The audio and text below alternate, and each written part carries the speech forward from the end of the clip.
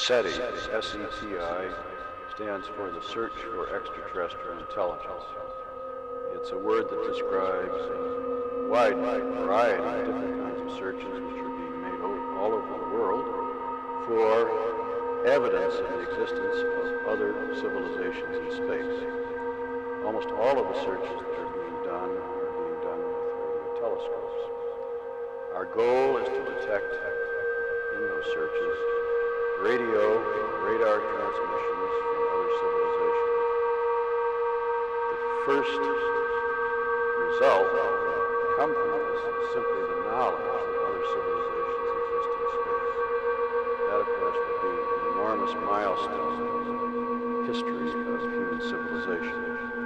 Why do we search? It is because everything we know about our universe, about our planetary system, and about the origin and evolution of life on Earth seems to say that all of these things were the result of completely normal processes that occur in our galaxy.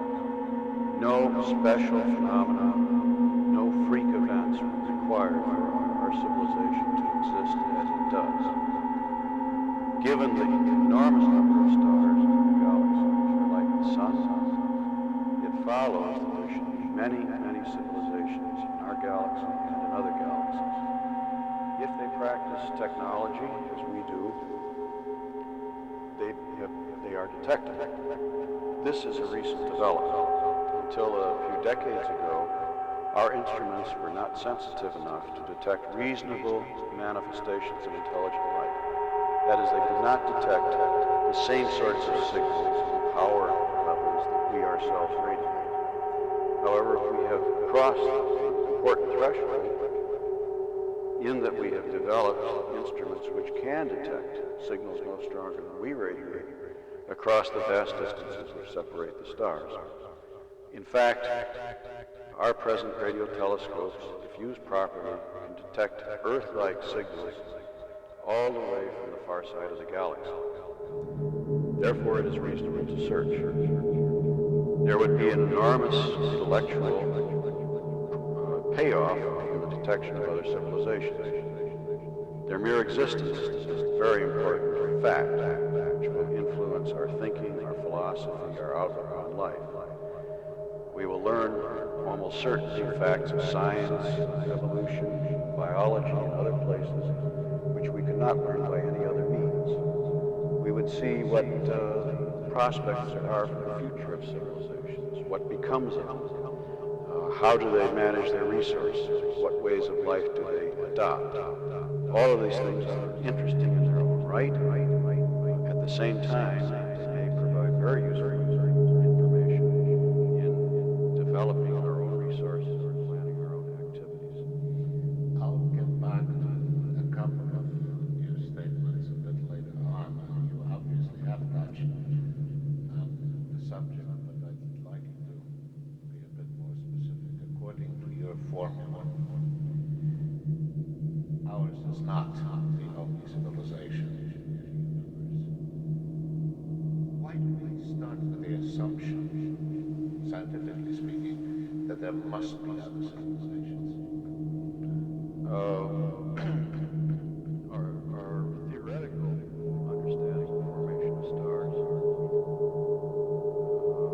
and our observations suggest that stars are formed. They are formed not alone, but must be accompanied by another object or objects. And indeed, about half the stars in the sky are double stars. We believe, from what we have seen and our theories again, that the remainder of the stars, or indeed even some of the double stars, are accompanied by planetary systems.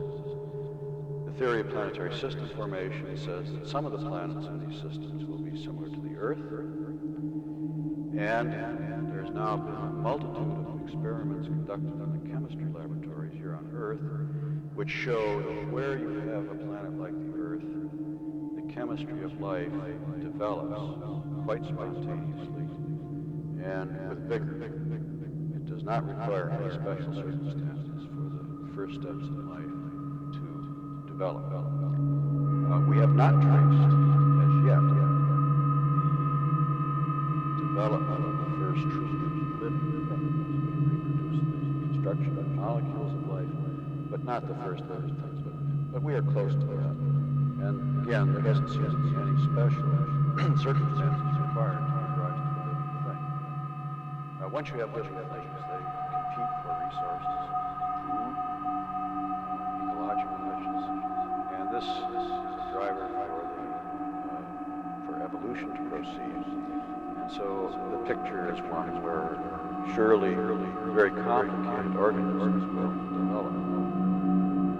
Many places.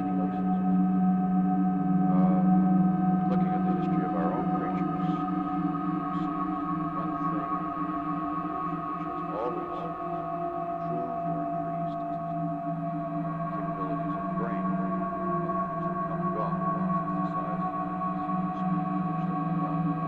One thing which has always increased is the brain. And this suggests that you will, in time, it may take billions of years, develop intelligence wherever there is life. Now, that intelligence may, in time, develop itself technology. And once you have technology, you have a system, a technological system, which releases energy into space, energy which we may detect and search in the right way. So this is the picture of why we think many modes of intelligent life to be found.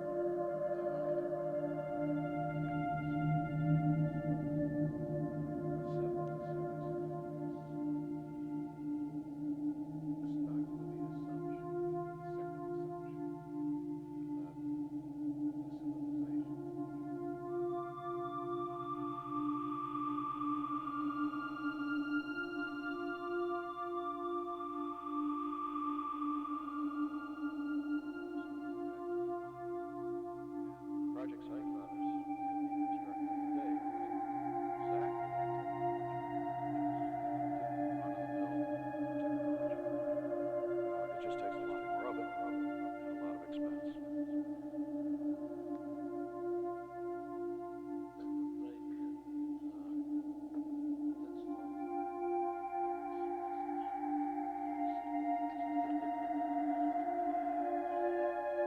Question number one. Why did you decide to use numbers to affect to look at the Well, that's an interesting question. A very profound question. And that is, what should you say that message is intended for the benefit of other civilizations? And there are a lot of different ideas on that. The best answer is for sure. But one idea which is largely accepted is that we want to tell the other civilizations the special things about us and our system. We need not tell them basic science or mathematics. They know all that. So it's silly to tell them what the value of pi is, or what the structure of the carbon atom is, or something like that. They know all that. We're not sure that they know what our biology is. It's possible that our basic biology, system of proteins and DNA, is universal, and we don't know that. If it isn't, then it's very interesting to them, because it's an extremely effective way to make a living thing. So in any case, in designing the Arecibo message and other messages, we've always tried to put in only those things which are special, and we think perhaps unique to us. To describe most of those things, you have to describe things in numbers. Quantities count. So that in most of the messages, the very basic part is to establish a number system so that you can tell them things in numbers. For example, in the Arecibo message, we thought it desirable to describe the structure of DNA. And to do that, you have to give the chemical formula. And to give the chemical formula, you have to give the numbers of carbon atoms and hydrogen and oxygen, whatever, the molecules. And so you need numbers. We also thought they would be interested in knowing how many there are of us. So again, you need to give a number. To give our size, so that's why those seemed very desirable, almost essential to civilize a number system. In fact, the Arecibo message is the first number system used. Binary arithmetic system, much more the simplest system.